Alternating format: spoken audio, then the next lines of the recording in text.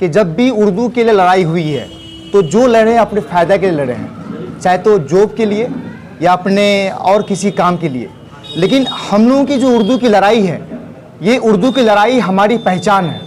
उर्दू है तो हम हैं, जो हम बंगाल में बसने वाले, जैसे भाई ने एक सवाल रखा वसीम भाई से कि उर्दू ज़ुबान कहीं और की है, तो इनको मालूम नहीं है शायद कि उर्दू ज़ुबान जो है ये हिंदुस्तान में बनी है। जब सऊदी अरेबिया उन मुल्कों से जब वहाँ के मुसलमान आते थे, जब अरबी बोलते थे, और यहाँ की संस्कृत जो भाषा होता है हिंदी में, उनके मिलजुल से उर्दू बनी है।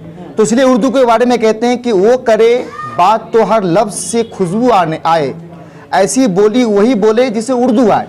तो उर्दू एक मीठी बोली है, उर्दू एक ऐसी बोली है जिसके बोलने से लोगों के मुंह से लफ्ज़ों से पत्ते झड़ते हैं, खुशबू झड़ते हैं।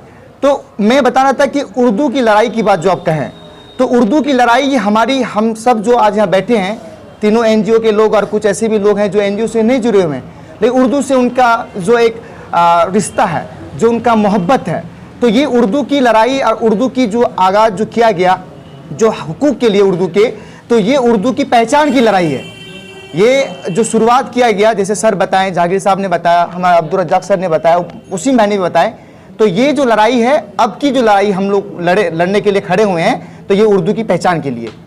जी, मैं सवाल आपका से ये किया था कि जो ऐसे नौजवानों को इस चीज़ के लिए आगे आना चाहिए, लेकिन उस तादाद में नौजवान नहीं देख पा रहे हैं। यहाँ देखिए, इसकी जवाब दो तरह से हो सकता है कि इस जगह में जो हम लोग आए, तो कोई ऐसी बात नहीं है कि हम ही लोग उर्दू के चाहने वाले हैं। ऐसे हज़ारों लोग हमारे इलाके से हैं जो उर्दू से ताल्लुक़ रखते हैं, उर्दू से मोहब्बत उनको है, उनको मालूमात नहीं हुआ होगा। ये हम लोग ये नहीं मान रहे कि हम ही लोग सिर्फ उर्दू के चाहने वाले हैं, ऐसे हज़ारों आदमी हैं। और दूसरा बात जो आपने कहा कि जो लोग उर्दू के चाहने वाले हैं लेकिन आते नहीं हैं, तो मैं कहूँगा कि सिर्फ सोशल मीडिया में उर्दू के लिए किसी ज़ुबान के लड़ने से नहीं होगा, आपको ज़मीनी स्तर पर आना होगा, आके लड़ना होगा।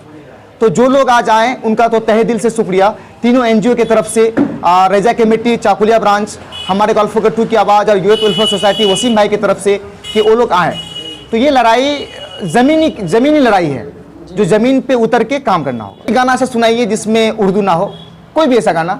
कुछ ही गाने होंगे जिसमें शुद्ध हिंदी इस्तेमाल किए जाते हैं, लेकिन अब ये गाना सुनिए आप, वो टाइगर, एक था टाइगर सुने होंगे, सैयारा तू सैयारा सैयारों की जहां में। सैयारा क्या है?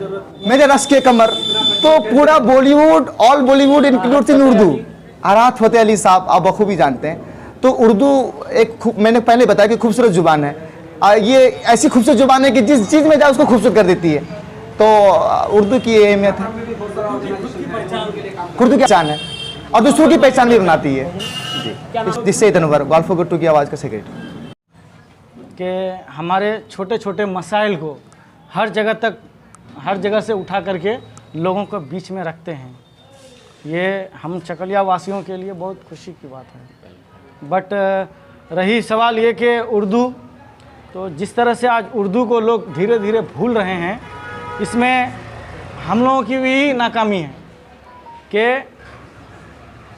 ना तो वीडियो ऑफिस में, ना तो पुलिस स्टेशन में या देगर कहीं भी हम लोग किसी भी दफ्तर में एप्लीकेशन जो है उर्दू में नहीं लिखते हैं, जिसके कारण जो है उर्दू की वैल्यू नहीं रहती है। क्योंकि दफ्तर एक ऐसी जगह है जहाँ पे अगर आप उर्दू को लेके चलते हैं तो वहाँ वो वैल्यू, वो कीमत बना रहता है उस लैंग्वेज का।